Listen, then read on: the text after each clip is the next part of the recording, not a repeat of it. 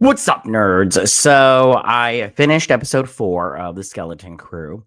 And I want to be honest with you, like I've always been, this show is still not good. And I have to admit, this is the worst episode out of all of them. I just thought that this episode was so boring. And they went to a post-apocalyptic world. I mean, ooh, how original. I'm going to get into it. I have to just say that I still think that these child actors are not good at acting. And this episode really just hits that home for me. I can't tell you how bad I think this episode is. I just didn't like it. Um, it was boring. I mean, there was just like it was just bad. It was bad. And this show is not good overall. And I do not think that it's gonna have, a good ending. What gets me is I think we're halfway done now. Let me check while I'm talking to you real quick. But we're halfway through this season. Yeah, we're halfway through.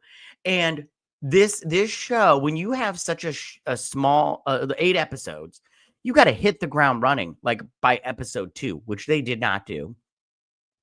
And then you've got to give out some pretty big information in terms of like the whole show, like every episode. I mean, this one we did learn some stuff about Smee, the robot, but I'm like, okay, like a little bit. And I'm just like, I just this show, I don't care and everything. And this show is not making me want to care or know. I don't want to know what about Ad. And I don't care. And this show's not helping because it's not making me want to know all the information that I could possibly know.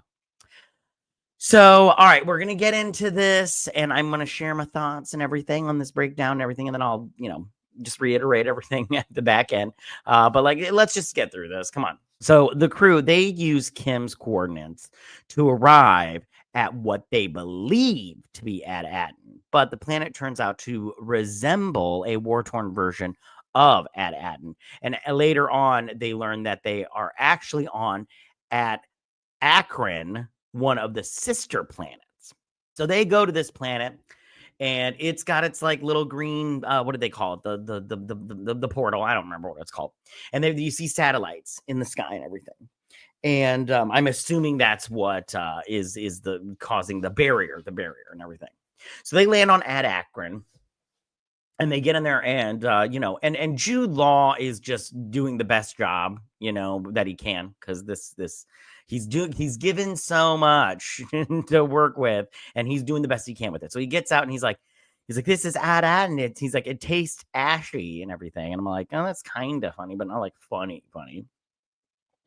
And they realize that this is not Ad-Aden. Like, it's Ad-Aden adjacent. Like, it looks like Ad-Aden, just all like gross and war-torn and everything. So Jod, whatever his name is, he stays on the ship with Smee, the robot, while the kids venture out. And they run into soldiers, some kid soldiers, who identify themselves as Torix, who have been at war with the Hatans, who have stolen their Eopies.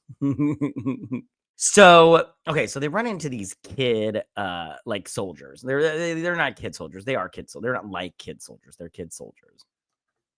And they're hiding because the Hatans are coming and they've stolen their little like weird reindeer thing. They look like the things from episode 1.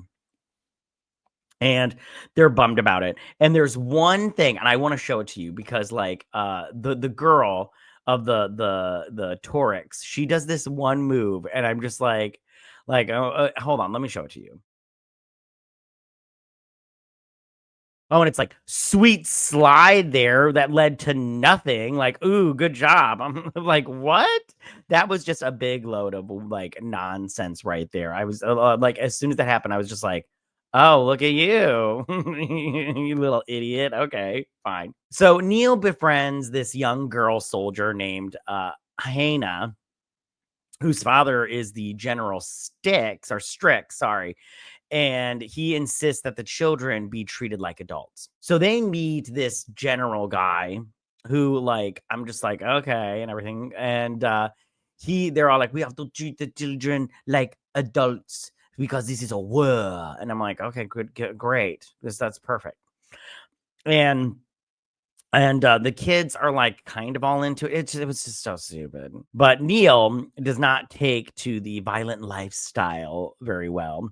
And he prefers a more humane approach to the whole thing. And the kids are, they go to aid the Torix in getting their flock back of those little Eopies or whatever they're called. And Jod and Smee, they buy them from the Hattans. So the Hattans, right? Okay, so real quick out of all this. So the Hattans show up to the ship. Oh, and now hold on. Okay, let me just real quick. So Jod has to stay on the ship and he's getting babysat by Smee. And it's so stupid because the girl, like, it's so bad. This show is so stupid. So so he's like, come on, play a program babysitter. Come on, baby, get on the ship. And I'm like, so stupid.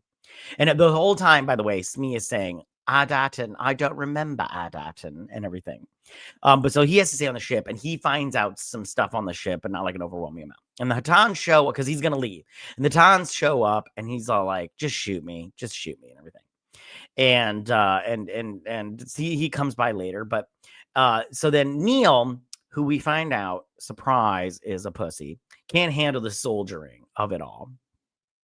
And he befriends this girl, right? And they're just chilling, and they're chilling on top of the school's, the school roof, and that's where their little town is.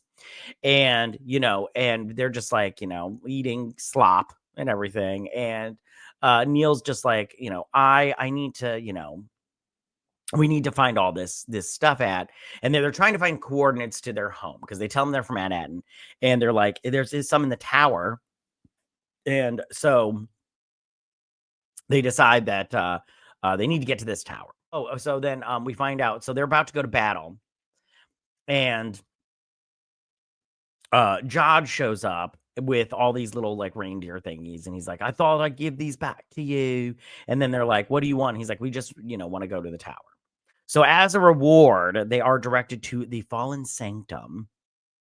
And the crew, they find that it contains the coordinates of the other similar planets to Aten. But Aten's coordinates have been scratched out.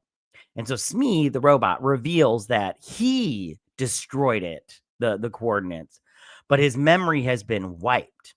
And Fern, she orders him, because she's the new captain now, to remember. And then he reveals that Aten is where the former captain of the ship hid his treasure, but suddenly attacks the group, which is an order from the previous captain also. And Jod, turns him off.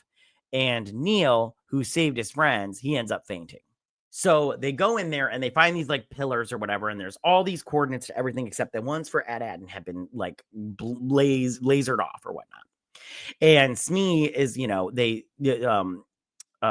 Fern, bitch girl, the boss bitch, she's all like, wait, maybe he's been ordered, but confusing. It's confusing. He's confused because he was ordered to forget everything he knows about Aten. And she's like, I am the captain now. I order you to override your systems and remember everything you can about Aten.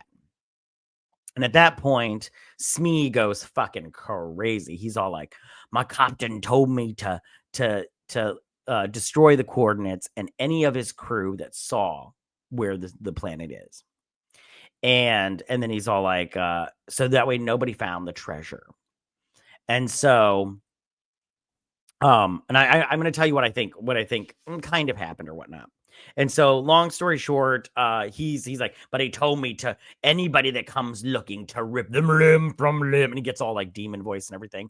He's like, limb from limb. And Neil throws a rock at him. He's like, leave my friends alone. And then he goes after Neil. And then Jude Law like runs up and like taps his little off button and he turns off, and then Neil faints. And that's the end of the episode. And it was okay. So this is what I think happened. Okay, in the Fallen Sanctum of Aten, that's where the captain is. He's the supreme leader or whatever the hell they're called on there. And I'm not quite sure what the good work is on Aten, but the captain, I don't think the captain started the good work. He's just overseeing everything because he doesn't want anybody. I don't even think he might be alive. I think he might just be like, maybe his consciousness was put into a robot or something like that. I'm not quite sure. that's the only thing that I'll give you, because I really am not putting too much thought into this because this show sucks. So this episode, like I said, I think was the worst one out of all of them so far. I did not care for it in any way, shape, or form. I didn't like it. I didn't think it was good. I think this show has some serious problems. And you know what? And the people that are cheerleading it on, I mean, good for you, but you are incorrect. I'm sorry, you're incorrect. This is bad, so bad, and I don't like it. But you can like it. I mean, you can like it. It's just it's just not good, and it's okay. I like a lot of bad television. I love that Emily in Paris. It's not good, but I like it, you know? And we like what we like. We like what we like. So yeah, that's all I got for you with this episode. It was very like boo and everything. I just, like I said, is the worst one out of all of them. This one was really, really bad. That's all I got for you guys. Sorry, it's all doom and gloom outside, so I'm a little doom and gloom too. And this show didn't help, I'll tell you that. But tell me what you guys thought about this. Did you like it? Did you not like it? What was your favorite part? Still, who's your favorite character? I do still like Nilo, even though he turned out to be a total pussy. I still do like him the best. I find him very charming. He's very charming. Okay, but tell me what you guys thought. Go ahead and leave all your comments in that section down below. If you like this video, go and hit that like button. I won't mind. If you're new to my channel, please hit that subscribe button. I'd greatly appreciate it. And I will see you guys next week on my Skeleton Crew breakdown and review. You guys have a good week. May the force be with you. Bye.